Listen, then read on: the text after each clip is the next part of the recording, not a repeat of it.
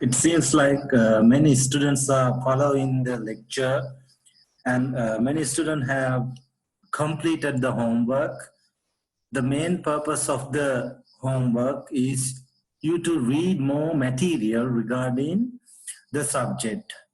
So when I give you a homework, there are some topics you need to explore by yourself. As a university student, you should be able to learn and teach yourself. You should be able to teach yourself. You read materials and you understand it and you teach yourself. So that's how you can become an expert in any subject area. So that's the main purpose of this homework. And I was given many questions by several students when they were doing this homework. They came across with many questions. So I will discuss some of the questions, and when I read all those questions, they have the same question. So then what I'm trying to do here, I'm not going to discuss entire homework. I'm going to focus on some important points and some questions you had during your homework. Okay, so let's go to the first questions of the homework. So first question is, write electronic configurations of elements from atomic number 1 to 36. So I know that many students have completed this task. So atomic number 1, hydrogen, and atomic number 36 is krypton. So there are 36 elements. So you need to write down all the electronic configuration of these elements.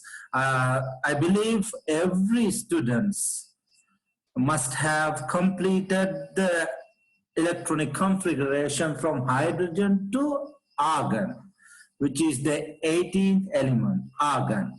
That means you have completed electronic configuration of 18 elements up to argon.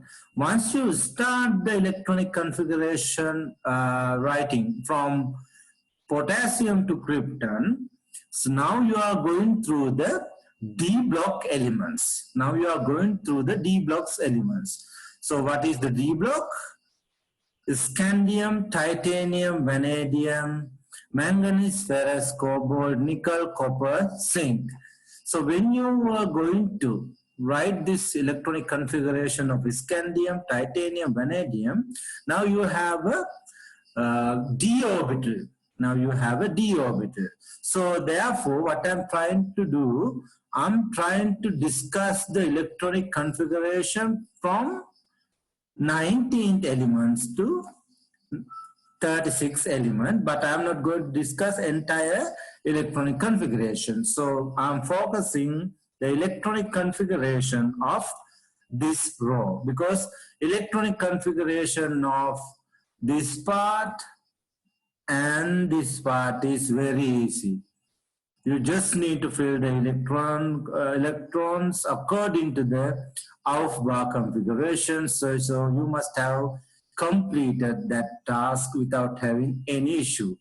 But when you are going to write the electronic configuration in this row where the potassium is, so you had some problems, you had some doubts whether you are writing the electronic configuration of these elements correct or not.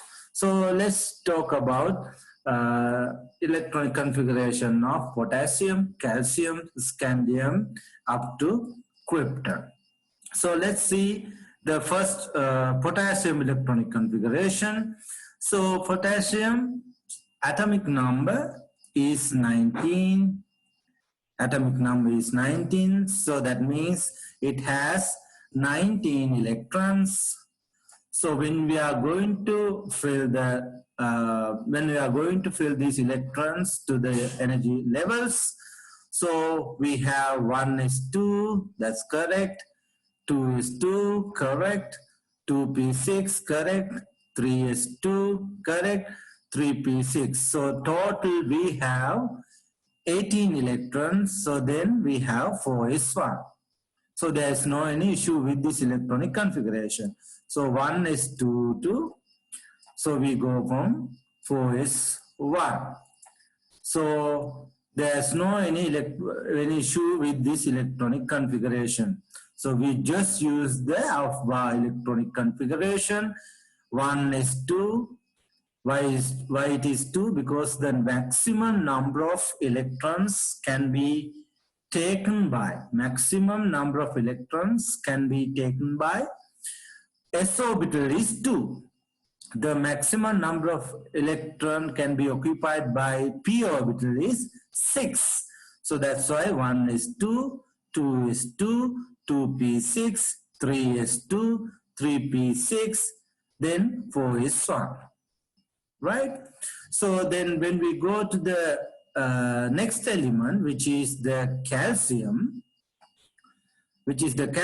just one more electron than the potassium, because the atomic number is 20. So 1s2, correct. 2s2, correct. 2p6, correct. 3s2, 3p6, 4s2. That's correct. Okay, so that's the correct electronic configuration. So again, there's no issue with this one, because we just need to follow the half-bar electronic configuration. Let's see the electronic configuration of scandium. So which is the atomic number of the scandium is 21. So 1s2, 2s2, 2p6, 3s2, 3p6, and 4s2. How many electrons are there? 20 electrons are there. So according to half-bar configuration, after 4s, 3d orbital is going to fill. After the 4s, so when we see the half-bar configuration, we know that after 4s, 3d orbital is going to fill. So that's why after 4s, we are writing the 3d. Okay, so the scandium atomic number is 21. So we have 20 electrons up to here. Then the last electron we are going to put on the d orbital. The reason is after the 4s, the next orbital is going to fill. Next orbital is going to fill is the 3d orbital. So therefore, electronic configuration of the scandium is going to be 1s2, 2s2, 2p6, 3s2, 3p6, 4s2, 3d1. Okay, 3d1. So I'm just going to explain one more important point. What is the electronic configuration of argon? What is the electronic configuration of argon? So atomic number is 18. Atomic number is 18. So we can write the electronic configuration of argon as like this. So 1s2, 2s2, 2p6, 3s2, and 3p6.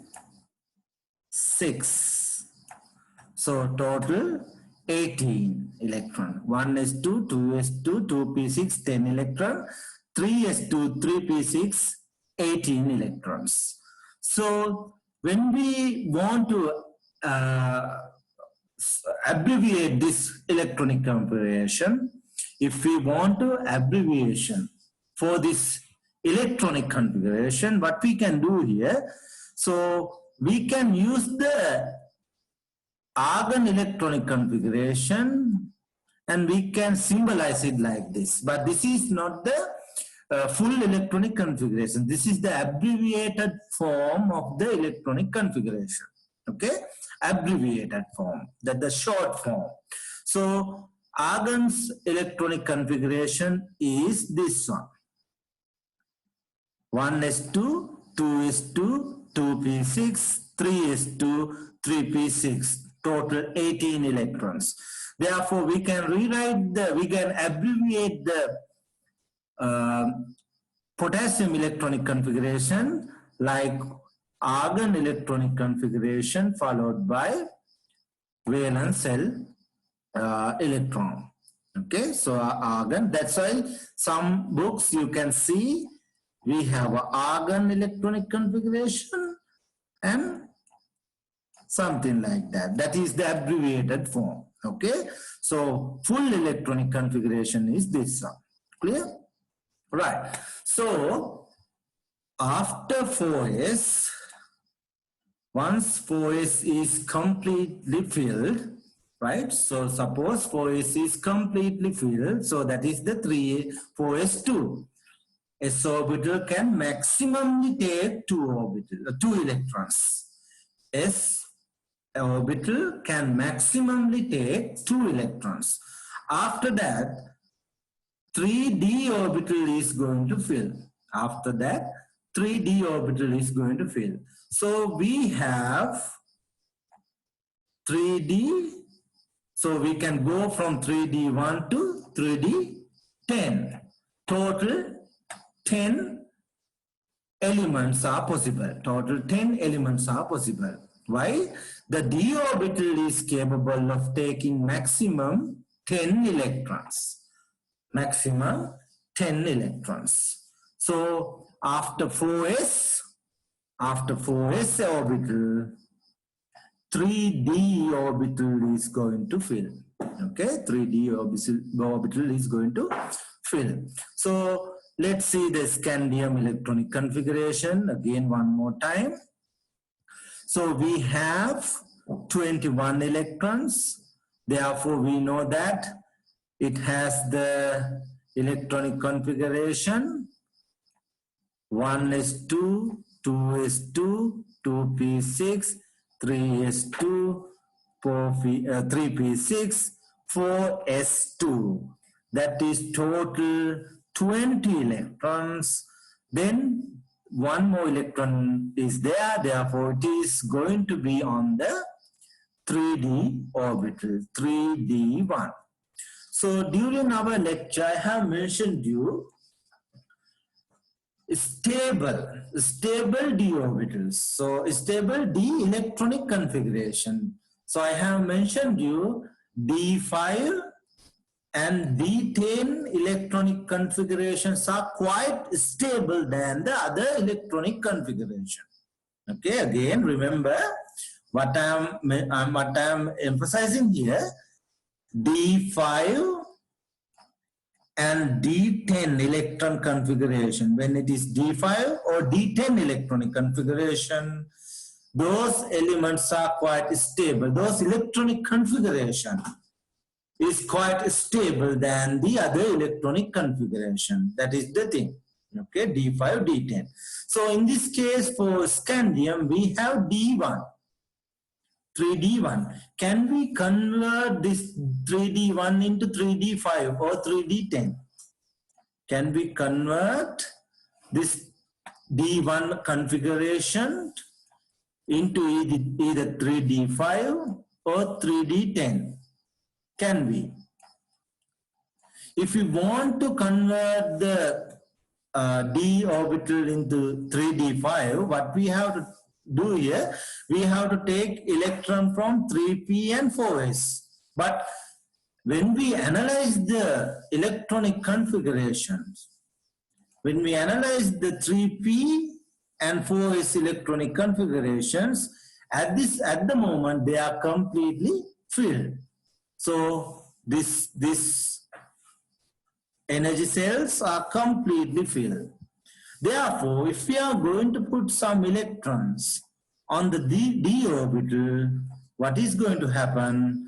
This scandium is going to be more unstable because we have 3p6, 4s2, they are completely filled orbital. So having a 3d1 doesn't mean that scandium has a weak electronic configuration. So 3d1 we cannot convert into either 3d5 or 3d10. Therefore, the scandium electronic configuration is correct. Clear? Again, titanium electronic configurations. So see the titanium electronic configuration. So when you write the titanium electronic configuration, there are 22 electrons. So that means 1 is 2, 2 is 2, 2p6, 3 is 2, 3p6, 4 is 2, and 2 more electrons left, therefore 3d2. Again, if you are going to convert 3d2 into, let's see, we're going to convert it into the 3d5. So what is going to happen? We have to take 3 more electrons from 4s. We can take 2 from the 4s, 1 from the p orbital. So again, we are going to empty these completely filled electron orbitals. Therefore, again, it is unstable. So that titanium electronic configuration is correct. Clear? Same way, vanadium electronic configuration is correct. So, because if you want to convert the 3D3 into 3D5, we have to take both electrons from the 4s.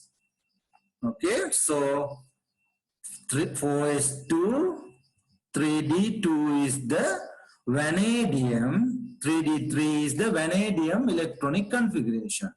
So if 3d10, 3d5 is stable, what we can do here, we can put these 2 electrons, on the d orbital, but so again I'm explaining the answer to your question, okay? Right? So then what happened once we put these 2 electrons on the 3d orbital, 4s orbital become empty and 3d5 is going to achieve. Unfortunately, 4s orbital is not empty, okay? Because if we're going to put both electrons on the d orbital, there is a issue. Okay? So we cannot do that one because 4s energy is lower than the 3d energy. Therefore, these 2 electrons are going to be on the 4s. So that this is not possible. Therefore, this 3D scandium electronic configuration, titanium electronic configuration, vanadium electronic configuration is correct. So let's see the chromium electronic configuration. Let's see the chromium electronic configuration. Chromium is 24. Atomic number is 24. So we have 1 is 2. We have 1 is 2. 2 is 2. 2p6. So 10 electrons are there. Then 3s2. 3p6. According to the half-bar configuration, 4s is going to fill, 4s2. So how many electrons are there? Totally 20 electrons up to here. Totally 20 electrons are up to here. So then we have a 3d4. Clear? Right. So now, if we want to convert 3d4 into 3d5, we just need 1 more electron. So that we can move 1 electron from 4s2 orbital to 3d 4 orbital. So once we do that, what is going to happen?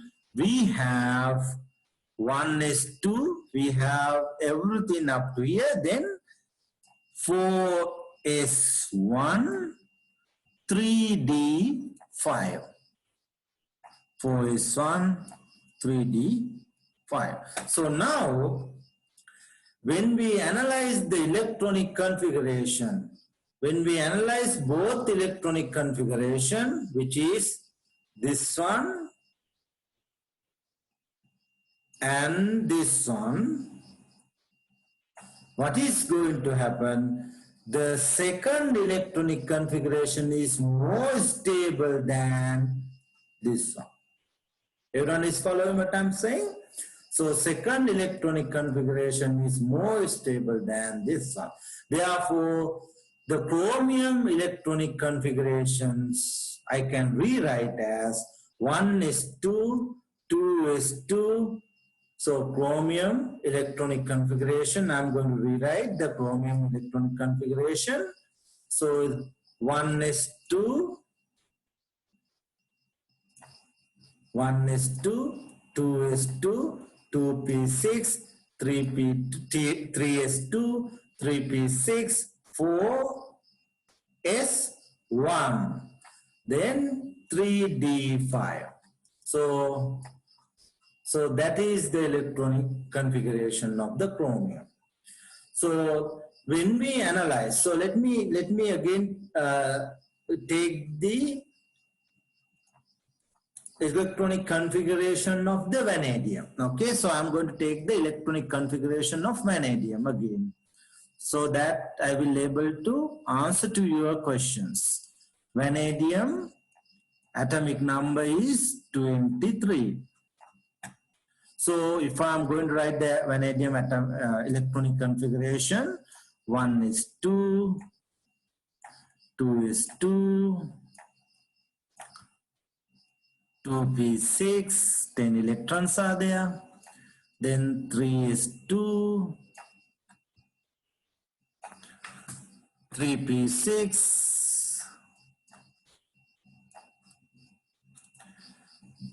How many electrons are there? So we have 18 electrons. So then 4s2, 20 electrons. Then 3d3. So if I want to convert this one into d5 configurations, if I want to convert this electronic configuration into d5 electronic configuration, d5. So what I have to do? So I can keep the 1s2 as it is, 2s2 as it is, 2p6, 3s2, 3p6. So if I want to convert 3d5, then I have to put both electrons of the 4s2 on the 3d. So then I can write my electronic configuration as 4s0, 3d5. So when we analyze the stability, of the electronic configurations, so this electronic configuration, so when we analyze the electronic configuration, so this one is very unstable because 4s is the lower energy orbital, but it is empty. 4s0 means it is empty. Lower energy orbital is empty, but higher energy orbital has more electron. That is what is the meaning of that?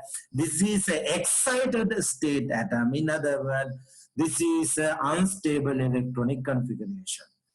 So this is, therefore, what is the stable electronic configuration of the vanadium is the one I'm circling in red color. Okay, so let's take one more example. Let's take the copper electronic configuration. Let's take the copper electronic configuration. So when we going to talk about the copper electronic configuration, so copper is 29 element, okay, copper. So 29 is the atomic number, therefore it has 29 electrons. So we can write the electronic configuration of copper as 1 is 2, 2 is 2, 2p6, then 3 is 2, 3p6, 4 is 2, and 3d9. 3d9. So when we analyze this electronic configuration, what we can understand that we can simply transfer one electron from s orbital to d orbital, just one electron. Just one electron.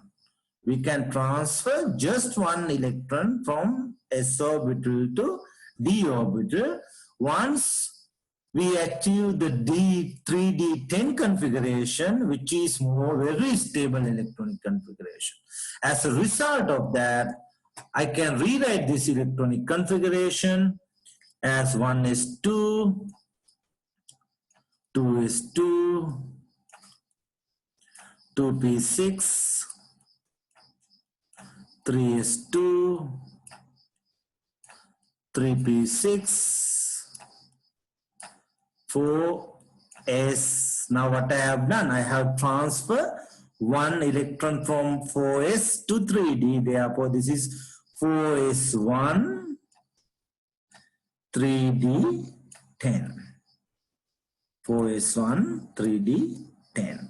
So this electronic configuration is more stable than this one.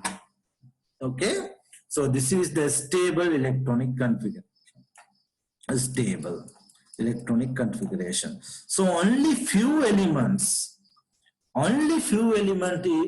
are capable of achieving the stable electronic configuration. So what are the elements? When we analyze the electronic configurations of these d orbitals, so d block elements, what we can understand is, so elements which are here, so we have chromium. So these elements and these elements are capable of achieving the stable d5, right, and d10 by rearrangement of electrons, by rearrangements. So when we consider the manganese, they have d5 electronic configuration, but it doesn't need the rearrangement. Zinc, it has a d10 configuration, it doesn't need rearrangement. But when we consider chromium, molybdenum, here copper, silver, so these elements, they need rearrangement of the electronic configuration to achieve this stable d electronic configuration. So I hope that I have answered to your question. So many students have the same question, whether when they write the electronic configuration, they have to write it as a 3D3. So they're asking me whether we want to convert the electronic configuration like the 4 is 0 and 3d5. If you do that one, so you are converting the atom into very unstable one, because you are going to empty one of the stable orbital. So then your electronic configuration become an excited state electronic configuration, not the ground state electronic configuration. So all these electronic configurations are ground state. In other words, They are the stable electronic configuration. Stable electronic configuration. Clear? All right. So next question. Next questions. So what is the valence cell electronic configuration? So let's understand the valence cell electronic configuration. So by definition, valence cell electronic configuration is the electronic configuration of the outermost cell. By definition, valence cell electronic configuration is the electronic configuration of the outermost cell. Okay, but when we are going to talk about the D block elements, it is quite different. It is quite different.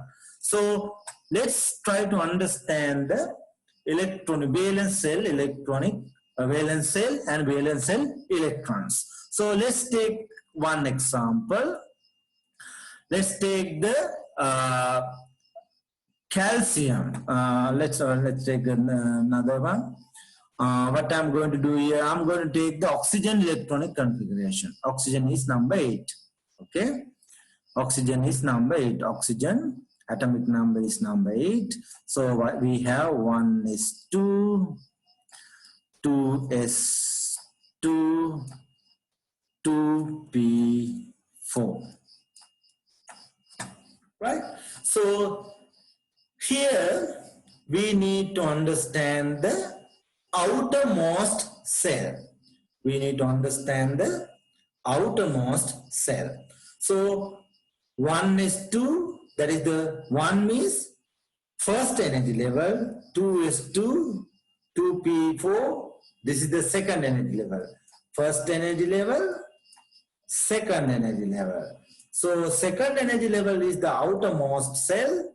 Therefore, these are the valence cell electronic configuration, and total we have 6 valence cell electrons. 6 valence cell electrons. So therefore, we consider this electronic configuration as a co-electronic configuration. Co-electronic configuration. The co-electronic configuration doesn't going to change. This is the valence cell electronic configuration. Valence cell electronic configuration. Okay, so we can divide the electronic configuration of any element into 2: co-electronic configuration and the valence cell electronic configuration. So let's take one more example. So here I'm going to take the calcium. So when we going to talk about the calcium, let's see whether we can divide the electronic configuration into co-electronic configuration and valence cell electronic configuration. So here we have 1s2, 2s2, 2p6, 3s2, 3p6. So the outermost cell is the 4s2. Therefore, in blue color, what I have mentioned, the co-electronic configuration, and the red color we have the valence cell electronic configuration. Everyone is clear? Right? So here is the valence cell electronic configuration. So let's try to analyze the electronic configuration of the D block elements. So here to here. So when we analyze the electronic configuration of the D block elements, you can see that the 3D orbital, so the number of electrons are going to change. So what is the meaning of the co-orbital? Co-electronic configuration means it doesn't going to change. The co-electronic configuration doesn't going to change. But here 3D1 to 3D8, they are going to change. Electron configuration is going to change. So therefore, we can further define the valence shell electronic configuration as the electronic configuration where it is going to change. In other words, the electrons can come and go if they are on the valence shell electrons. Okay, if they are the valence shell electrons. So let's try to understand the valence shell electrons here. So for scandium, from here to here.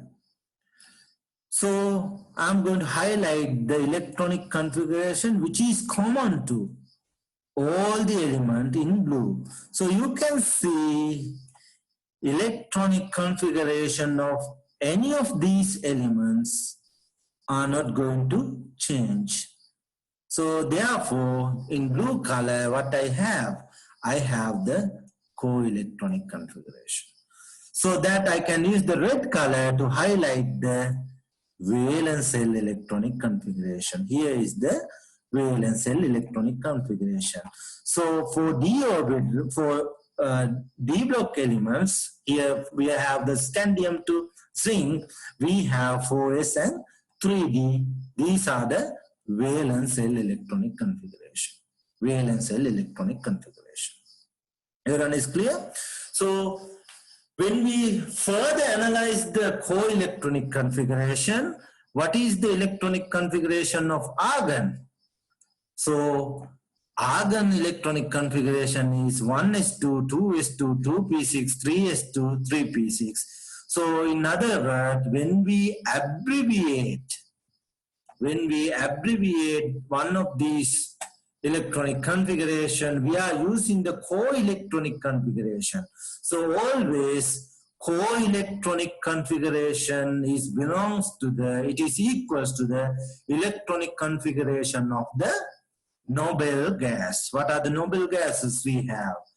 Those are the group 8 elements. So all these elements, they are the noble gases or inert elements, in other words. So electronic configuration, here 1 is 2, here 2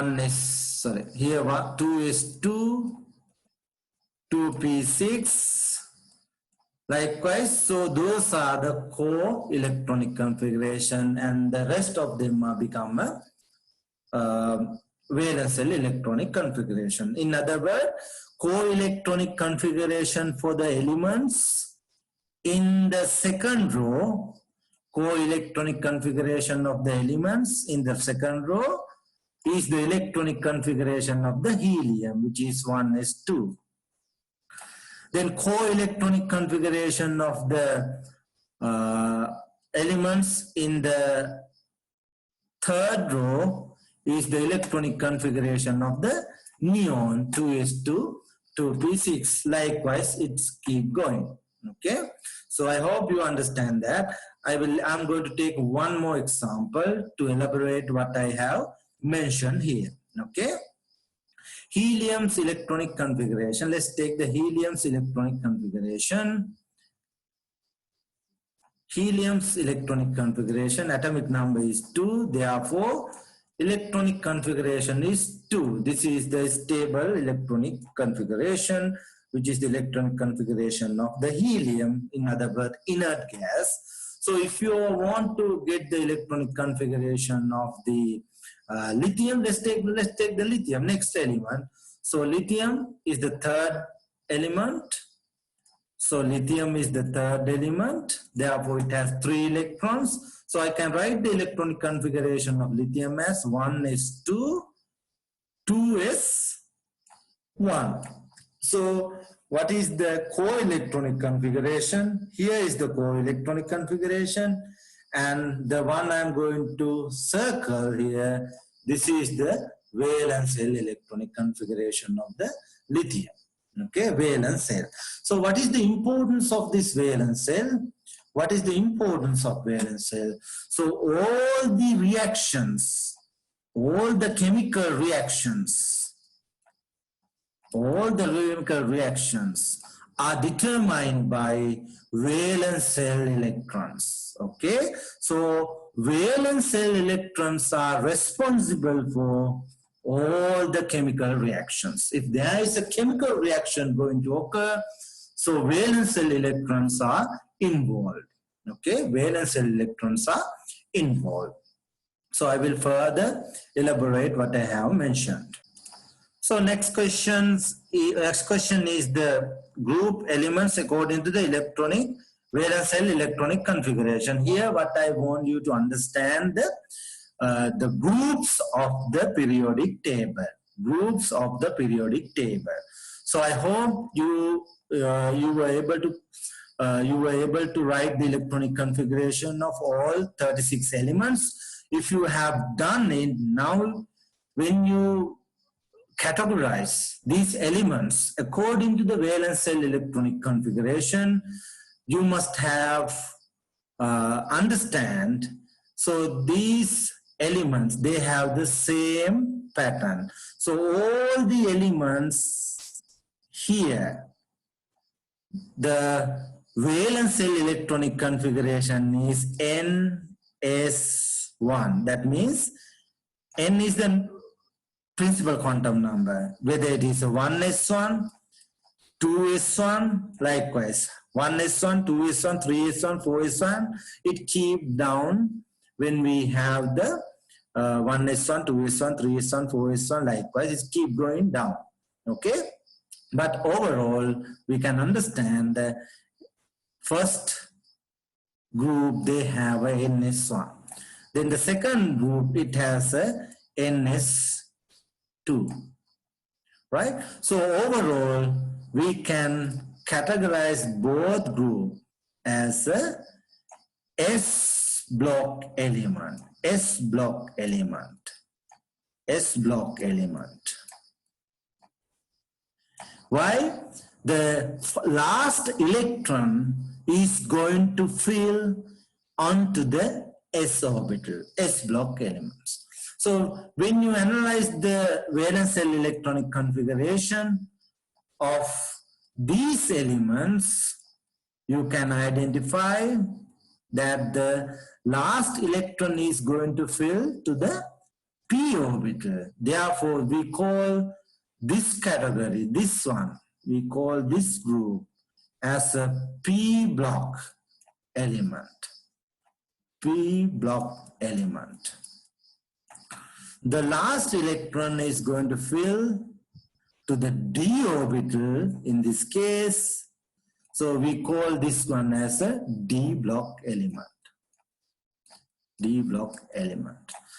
And this is the f block element. So then the last electrons are going to fill for the f orbital. So when you further analyze it, you can see here we have a NS2 NP1 general valence shell electronic configuration. And for this one, we have NS2 NP2. Likewise, for this group, we have NS2 NP6. So now you can understand that when we analyze the electronic configuration of this group 8, so in other words, we call it a group 18. This is the noble gas configurations. In other words, this is the inert gas, and their electronic configuration is completely filled. If their electronic configuration is completely filled, no reactions, no reactions. When their electronic configuration is completely filled, no reactions. So that is why we call it as a inert gas configuration. So all the other elements, they have incomplete. Okay, their electronic configuration is not complete. There's a result of that, incomplete. Okay, their electronic configuration is incomplete. their electronic configuration is incomplete. So all these elements are trying to complete their electronic configuration. Complete. All these elements are trying to complete their electronic configurations. Okay? Only elements who are in this category, they have the complete electronic configuration. Complete. They have the perfect, complete electronic configuration. But everything else has incomplete electronic configuration. Everything else, they have incomplete. Incomplete. So when their electronic configuration is incomplete, these elements are trying to take electrons or give away electrons. Okay, so when their electronic configuration is incomplete, what they are trying to do, either they are going to take electrons or remove electrons to achieve the stable electronic configuration. Okay, so when they are going to take electrons or when they are going to donate electrons, we call that process as a chemical reaction. We call that process as a chemical reaction. So in this case, I have given you the fourth question. Write the electronic configuration of ions. So here I'm going to teach you why potassium form positive ion, why oxygen form negative ion. That is totally depend on the electronic configuration. So what is the electronic configuration? Let's write the electronic configuration of potassium. First, we are going to write the electronic configuration of the potassium. So potassium, what is the atomic number of potassium? 19. Atomic number of potassium is 19. So I'm going to write the electronic configuration of potassium first. So 1s2, 2s2, 2p6, 3s2, 3p6, total 18 electron, then 4s1, then 4s1. This is the electronic configuration of potassium. So what is the name of this electronic configuration? This is the electronic configuration of the argon. In other words, it is the co-electronic configuration of the potassium. Clear? And here is the valence shell electronic configuration of the potassium. Right. So when we analyze this electronic configuration, okay, right? So now you can understand the co-electronic configuration and the valence shell electronic configuration. Here is the valence shell electronic configuration. Here is the co-electronic configuration. So what is the easiest way to achieve the nearest stable noble gas configuration? What is the nearest element, nearest noble gas element to the potassium? There are two noble gases. There are two noble gases. We have argon and krypton. Okay, argon and krypton. So argon electronic, the atomic number is 18. Krypton atomic number is 36. So the potassium is very close to the argon. it just needs one more electron to remove. So if potassium is capable of removing one electron, right? So argon has only 18 electrons. So if potassium can remove one electron, it can achieve the electronic configuration of the argon.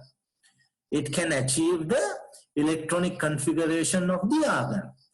So from where it is going to remove one electron?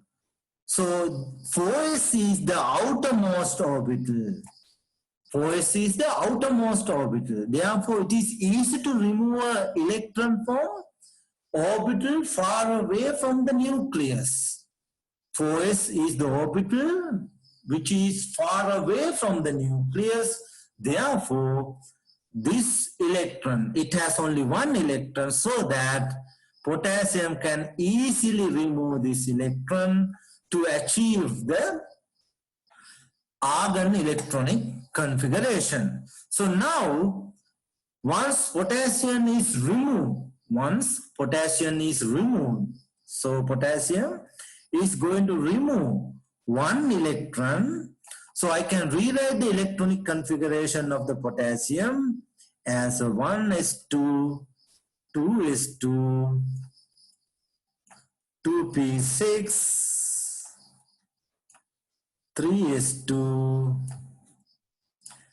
3p6. Now we are not going to write the 4 is 0. Why is that? Because if it is 0, that is the empty orbital, we do not need it. Right. So now, what is the charge of potassium? Let's analyze the charge of potassium. So if it is a potassium, if the element is still the potassium, how many protons are there? 19 protons are there, because atomic number is still 19. So protons are positively charged. So it has a 19 proton. Protons are positively charged, electrons are negatively charged. So it has a positive 19, and how many electrons are there? 18 electrons are there. Then what is the overall charge of the potassium? +1. So that's why potassium is +1.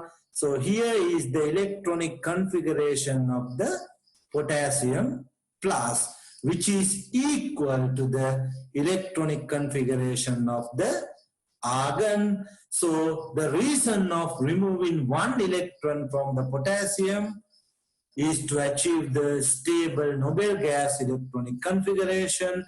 That's why argon has +1 charge. Everyone is clear? Right. Let's take one more example. Oxygen. Oxygen is number 8. It has 8 proton. Oxygen. So oxygen. So let's write the electronic configuration of oxygen. So it has 8 electrons. Oxygen has 8 electrons because atomic number is 8. So ground state oxygen has 8 electrons. Therefore, I can write the electronic configuration of the oxygen as 1s2, 2s2, and 2p4. So we can identify the valence shell electronic configuration. Here is the valence shell electronic configuration, and here is the co-electronic configuration. So again, we need to understand the noble gases nearby the oxygen. In other words, group 8 elements. Group 8 elements. Inert elements. So what are the inert elements nearby oxygens? We have helium, then we have neon.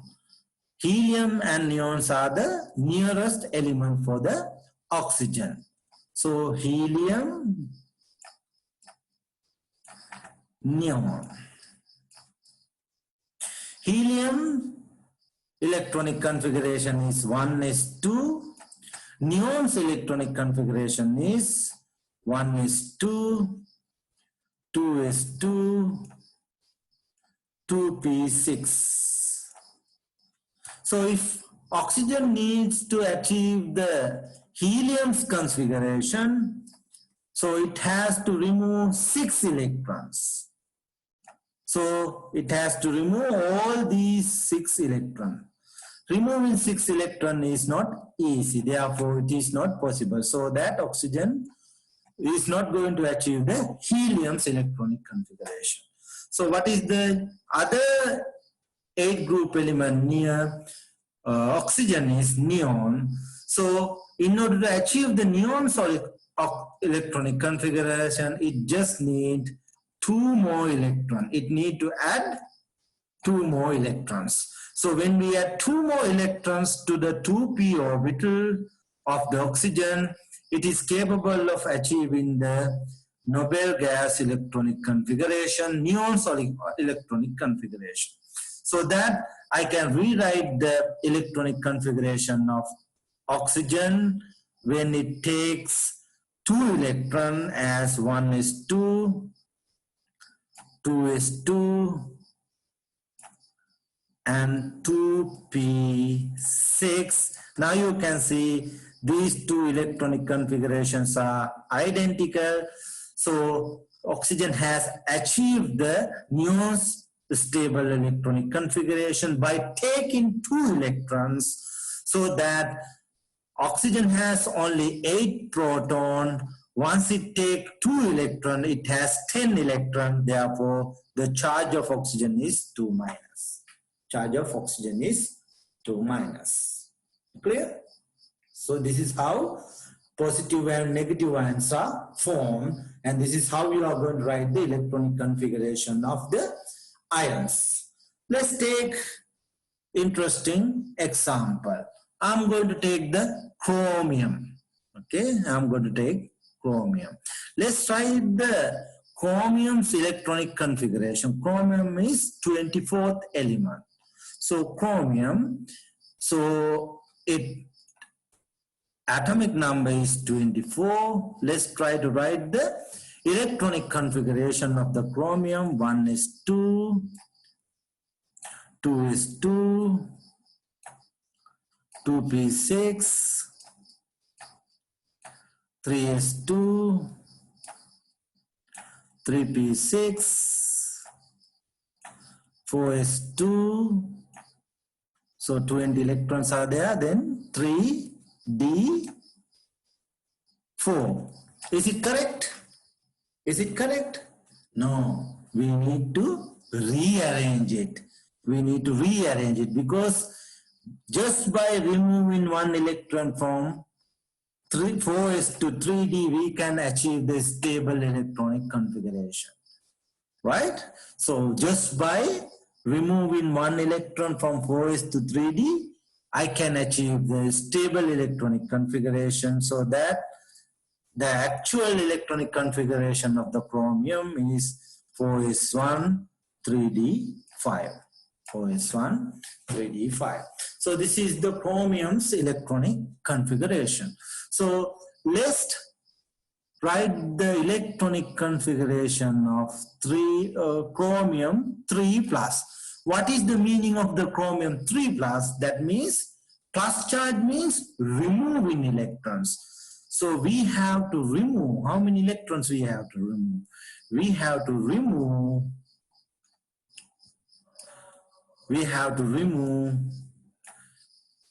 how many electrons? 3 electrons, because plus 3. If we remove 1 electron from the chromium, plus 1, 2 electrons, plus 2, 3 electrons, plus 3, 6 electrons, plus 6. So let's try to write the electronic configuration of the chromium. Right, so when we are going to write the electronic configuration of the chromium 3 plus is still The atomic number is 24. Therefore, it has 24 protons. It has 24 protons, right? So we just need to remove 3 more electrons. Once we remove three more electrons, there are more positive charges than the negative charges. That's why we have +3. So from which orbital we are going to start removing electrons? So let's identify the core electronic configuration and the valence electronic configuration. So this is the core electronic configuration, which is the electronic configuration of the argon. So this one is going to be the valence shell electronic configuration. So electrons are going to remove or take onto the valence shell. So there is another noble gas, another inert element, which is the xenon. Noble gas xenon near to this, krypton. Krypton is the next nearest element to the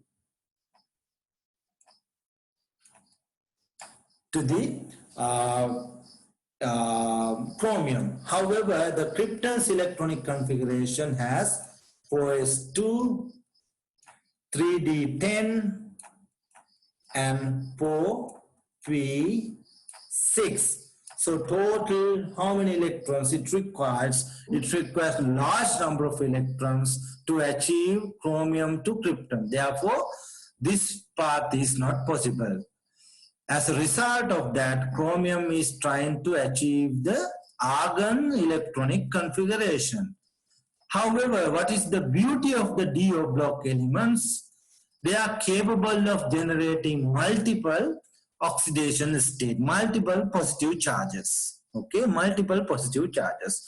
So since the d orbital is involved, they cannot directly achieve the stable electronic configurations. So in the d block element, we can see more than one positive charges. Here, +3, +6, but the potassium has only one charge. Calcium has only one charge, calcium 2+, likewise. But the d block elements, they have more than one charges. So what we can understand here, since the d orbital is involved, we are capable of removing multiple electrons. So we need to understand from which orbital we're going to start removing electrons. So we have 4s and the 3d. Which orbital is the outermost orbital? 4s is the outermost orbital. That is the 4. 4 means the principal quantum number. 3 is the principal quantum number. That means when the quantum number increases, in other words, we are increasing the energy levels. Therefore, 4s is the outermost electronic cell of the chromium. As a result of that, we are going to remove first electron from the 4s. Then we are going to remove first electron from the 4s. Then in order to achieve 3+, once we remove the 1 electron, what is the charge of the chromium? +1. Once we remove the 2 electron from the 3d, now we have +3. So then I can rewrite the electronic configuration of the chromium 3+, likewise. 1 is 2, 2 is 2, 2p6, 3 is 2, 3p6 here.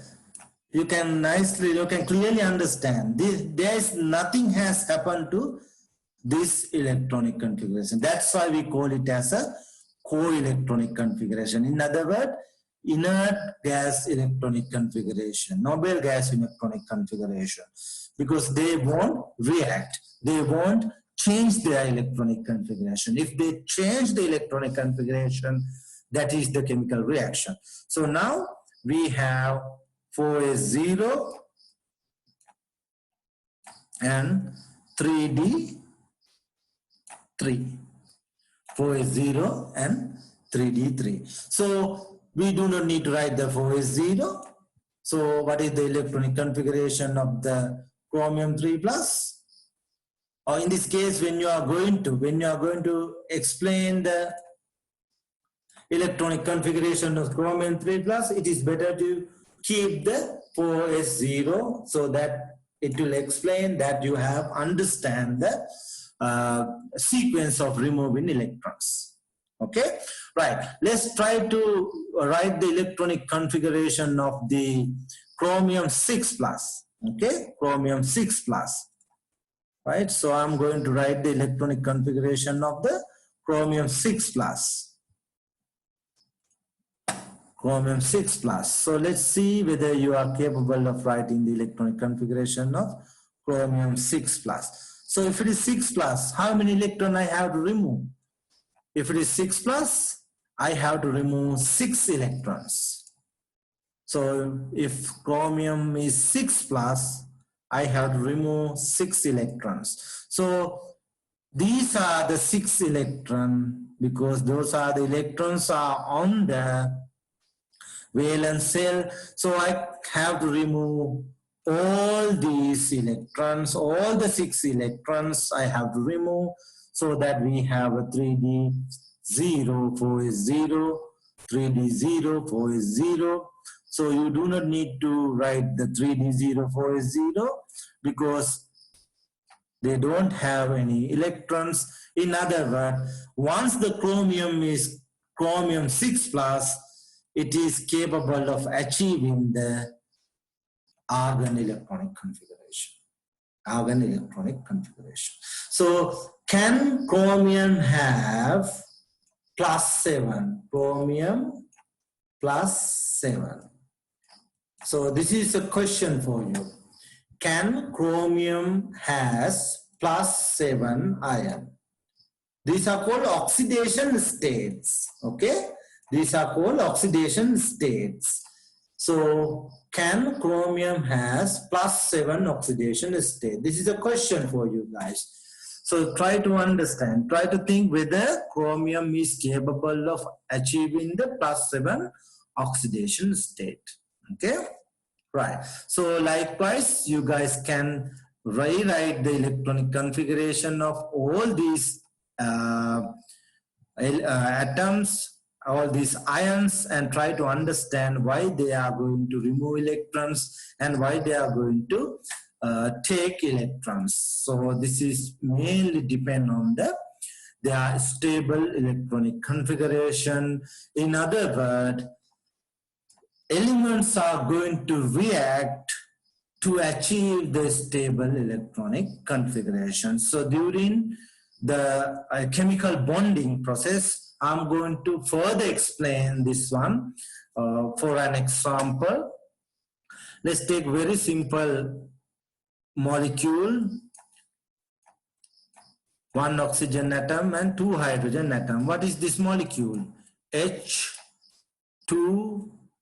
What is this molecule? This is water.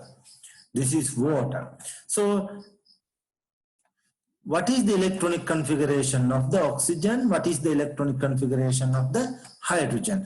So when we analyze the electronic configuration of the oxygen, we can identify 1s2, 2s2, 2p4. So if oxygen is going to achieve the stable electronic configuration, it needs to achieve 1s2, 2s2, 2p6. It need to take 2 electrons. It need to take 2 electrons. So then hydrogen electronic configuration is 1s1. So when oxygen and hydrogen is there, they have a mechanism. If hydrogen is going to achieve the noble gas configuration, which is the helium's electronic configuration, 1s2, hydrogen also require 1 electron. So that what they are trying to do, they are trying to share their electrons So when they share these electrons, they are ultimately they are achieving the noble gas configuration. Ultimately, they are achieving the noble gas configuration. So we will discuss that part during the chemical bonding process. At this moment, I want you to understand why potassium is going to form potassium plus ion. Why potassium does not form potassium 2 plus ion. This is not possible. Clear? Right? I want to understand why oxygen is going to form oxygen 2 minus. Why it is not going to form oxygen 3 minus. That's the thing you need to understand at this moment. So again, we are going to use these ions when you are going to talk about the molecules and formula, chemical formulas. So for an example, potassium chloride. This is the molecular formula of potassium chloride. So when we analyze the molecular formula of potassium chloride, we can identify potassium ion is there, chloride ion is there. So as you can see, when you analyze the electronic configuration, you can understand that potassium wants to take one more electron. Is it correct? No. Potassium wants to remove one more electron. So now you should be able to understand it. Potassium wants to remove electron. That's why it becomes a potassium plus. Chlorine wants to take electron. That's why it becomes a chlorine minus. So there is an element which want to remove electron. There is an element which want to take electrons, so they exchange electrons, so they make a compound. That is a reaction. Okay, so that we will complete the discussion of the homework. And still, every time when you learn chemistry, when you come to one lecture, you are getting more information than you had. That is how it's supposed to be. So once you learn things, once you hear new words, you should be able to search more and more materials, understand what I have mentioned, and read just enough material to understand the things we have discussed. You cannot understand entire chemistry world because it is still renewing every day. That there are new theories, new things for the chemistry. Therefore, you cannot complete the chemistry just by one lecture. What you need to understand here, once I give you a lecture, I'm setting some boundaries. I'm setting some boundaries so that you need to understand. You need to carefully read the material. They are very close to in that area. That is the idea. Simply what I'm doing here, I'm giving you a guidance. I'm giving you a guidance to read the materials so that you can collect the knowledge yourself.